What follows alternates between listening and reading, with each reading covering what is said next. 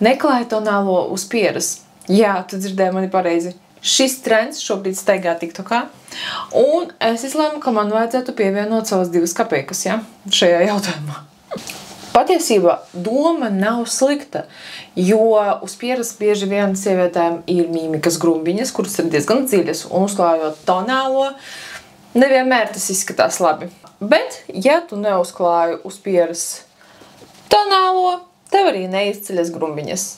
Es pateiktu, ka šādu paņēmienu var izmantot tikai tajā gadījumā, ja tu sarksti vai paliec sarkana ļoti reti. Jo, piemēram, ja tu dodies uz kāzām un tu dejosi, iedzersi glāzi vīna, tava seja paliks sarkana un sarkana paliks tikai piera, tas izskatīsies ļoti dīvaini.